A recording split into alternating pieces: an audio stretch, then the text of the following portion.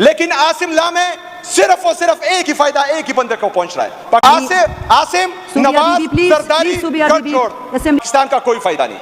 हुकूमत में आना, ये 10-10 साल के लिए एक्सटेंशन लेना, ये सब हमें समझ आ रहा है मैडम स्पीकर साहिबा। हमें ये से ऐसी सियासत नहीं आती जिसमें बूट पॉलिश करके ऐवान को और इख्तिदार में आए। मीडिया वही दिखा रहा है जो बादशाह सलामत चाह रहा है। पार्लियामेंट सिर्फ और सिर्फ बूट पॉलिश करने के अलावा और कुछ कर रहा ही नहीं है। जैसी बूट की बात आती है वहां से जो है रोना धोना शुरू हो जाता है। पाकिस्तान में जिस तरह मेरे लीडर मेरे कहा जनाब इमरान खान साहब ने कहा है कि यहां पर आसिम ला नाफिज है। पाकिस्तान तहरीक इंसाफ की आज की हुकूमत, इमरान खान के ये सिपाही आज भी कहते हैं कि ऑपरेशन नामंजूर, ड्रोन अटैक नामंजूर, मादनियात पर कब्जा नामंजूर। अस्सलाम वालेकुम नाज़रीन कराम, आपको मुकम्मल वीडियो दिखाते हैं। वज़ीर आला सुहेल अफरीदी असम्बली पहुंचकर सबको हिला कर रख दिया। सुहेल अफरीदी ने कहा कि जितने जुल्म हो सकते थे इन्होंने हम पर, हमारी पार्टी के कारकुनों पर करके देख लिए। इमरान खान को झुकाने की हर मुमकिन इन्होंने कोशिश की लेकिन इमरान खान नहीं झुका। इमरान खान की रिहाई के लिए जिस हद तक जाना पड़ा जाऊँगा। लॉन्ग मार्च का भी ऐलान करने वाले हैं सुहेल अफरीदी, वाज़े कर चुके कि अब नहीं रुकेंगे। आप वीडियो देखिए फिर इस पर बात करते हैं। जितनी भी स्पीचेस हुई है एक में भी अपने आकाओं के पीछे इन्होंने बात नहीं की। एक बंदे ने उठकर यह नहीं कहा कि नो मोर ऑपरेशन, एक बंदे ने भी उठकर यह नहीं कहा कि नो मोर ड्रोन अटैक्स। क्योंकि जो आमरों की पैदावार हो, जिन्होंने अपनी सियासत का आगाज आमरों की गोद से किया हो, वो कभी भी जो है अपने आकाओं के पीछे बात नहीं करते। कुंडी साहब ने कहा कि चार्टर्ड ऑफ पीस, आप लोगों ने तो चार्टर्ड ऑफ डेमोक्रेसी भी किया था। कोंडोलीजा राइस की जो किताब है नो हायर ऑनर, उसमें एक एक चीज वाज़ा लिखी गई है कि आप लोगों ने रात के अंधेरे में एक दूसरे को धोखा देकर आमरों के साथ डील की थी और 2008 में अपनी हुकूमत बनाई थी। मैडम स्पीकर साहिबा, सबसे ज्यादा कबायली इलाका जात पर ड्रोन अटैक, मिलिट्री ऑपरेशन इनके दौर में हुए हैं, इन्होंने करवाए हैं, इनकी इजाजत से हुए हैं। खैबर पख्तूनख्वा की आज की हुकूमत, पाकिस्तान तहरीक इंसाफ की आज की हुकूमत, इमरान खान के ये सिपाही आज भी कहते हैं कि ऑपरेशन नामंजूर, ड्रोन अटैक नामंजूर, मादनियात पर कब्जा नामंजूर। ये हमारी पॉलिसी है।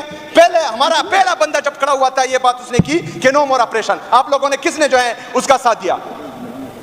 किसने मोहर लगाई इस बात पर? सिर्फ और सिर्फ इनको ये आता है कि बातों में जो है वो लोगों को वर्गलाए, लेकिन ये 2008 नहीं है, ये 1997 भी नहीं है, ये 1993 भी नहीं है, ये 2025 है। और इमरान खान ने इस कौम को शऊर दिया है जो इस कौम के मफाद में नहीं होगा, इस खैबर पख्तूनख्वा का हर बंदा उस हर फैसले के खिलाफ खड़ा होगा जो उनके हक में नहीं होगा इंशाअल्लाह ताला। और हम अपने अवाम का साथ देंगे, तुम लोगों की तरह डिक्टेटरों का साथ नहीं देंगे इंशाअल्लाह ताला। लेकिन बदकिस्मती से इनकी हुकूमत जब भी आती है, जो 17 सीटों से इस मुल्क में इक़्तिदार संभाले, वो क्या अपने फैसले कर पाएंगे? जो 8 फरवरी को पाकिस्तान के 25 करोड़ अवाम के मैंडेट पर डाका डाले, वो कभी अपने फैसले कर सकते हैं? सारे फैसले वही हो रहे हैं जो एक डिक्टेटर को फायदा दे रहे हैं। 26वीं गैर आईनी तरमीम जिसकी वजह से सारी अदालतें मफलूज हो चुकी हैं, ये लेकर आए। मैडम स्पीकर साहिबा, ये सारा गेम जो फाटा में या मर्ज अजला में अभी हो रहा है और खैबर पख्तूनख्वा में हम देख रहे हैं कि आएगा इसका इंपैक्ट, ये सब चीजें जो हैं सिर्फ और सिर्फ 27वीं आईनी तरमीम के लिए हो रही हैं, जिससे एक खास बंदे को बादशाहत की तरफ जो है वो लेके जाया जा रहा है। पाकिस्तान में जिस तरह मेरे लीडर मेरे कहा जनाब इमरान खान साहब ने कहा है कि यहां पर आसिम ला नाफिज है। वो क्यों कह रहा है? क्योंकि मार्शल लॉ में कभी ना कभी इस तरह होता है, मार्शल लॉ में कभी ना कभी इस तरह होता है कि पाकिस्तान का थोड़ा बहुत फायदा हो जाता है। लेकिन आसिम लॉ में सिर्फ और सिर्फ एक ही फायदा एक ही बंदे को पहुंच रहा है, पाकिस्तान का कोई फायदा नहीं। इसमें इस्लाम में सिर्फ नुकसान एक ही बंदे का हो रहा है जो कैदी नंबर 804 है और अडियाला जेल में बैठा हुआ है। आसिम नवाज जरदारी गठजोड़, असेंबली डेकोरम। आसिम नवाज जरदारी गठजोड़ चल रहा है, सिर्फ जो है एक बंदे को तकवीयत देने के लिए और उसके फायदे के लिए किया जा रहा है। लेकिन मेरी दरख्वास्त है उन लोगों से जो हकीकी मानों में पाकिस्तान का भला चाहते हैं, जो हकीकी मानों में पाकिस्तान और पाकिस्तानी कौम का दर्द अपने दिल में रखते हैं, कि वो सोचे, वो बैठे सोचे पाकिस्तान के इस सिस्टम को जो चल रहा है उसको पढ़ के कि 9 अप्रैल 2022 से जब रिजीम चेंज ऑपरेशन हुआ उस वक्त से लेकर आज तक जितनी भी कार्रवाई पाकिस्तान में हुई है, इससे फायदा किसको हुआ है? एक शख्स को हुआ है कि पूरी कौम को हुआ है? एक शख्स को हुआ है कि पूरे इदारे को हुआ है?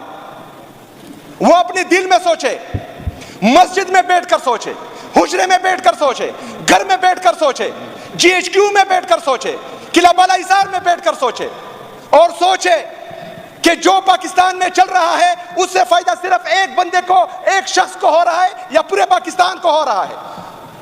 उनको तब पता चलेगा मैडम स्पीकर साहिबा कि सिर्फ एक शख्स को चल रहा फायदा पहुंच रहा है। क्यों? क्योंकि 26वीं आईनी तरमीम आया, पूरी पाकिस्तानी कौम को सिर्फ और सिर्फ अदलिया पर भरोसा था कि वहां से हमें इंसाफ मिलेगा, क्योंकि ताकतवर बहुत जोरावर है, वो उस पर जो है ना जायज चीजें करता है, लेकिन हमारी अदलिया है, वहां जाकर हमें इंसाफ मिलेगा। 26वीं आईनी तरमीम से अदलिया को मफलूज किया गया। फायदा किसको हुआ? एक शख्स को। मैडम स्पीकर साहिबा, इलेक्शन कमीशन ऑफ पाकिस्तान, वहां से ऐसे फैसले आ रहे हैं कि जो बादशाह सलामत चाह रहे हैं वही फैसले आ रहे हैं। अदलिया से वो फैसले आ रहे हैं चिट के जरिए जो बादशाह सलामत चाह रहे हैं। मीडिया वही दिखा रहा है जो बादशाह सलामत चाह रहा है। पार्लियामेंट सिर्फ और सिर्फ बूट पॉलिश करने के अलावा और कुछ कर रहा ही नहीं है।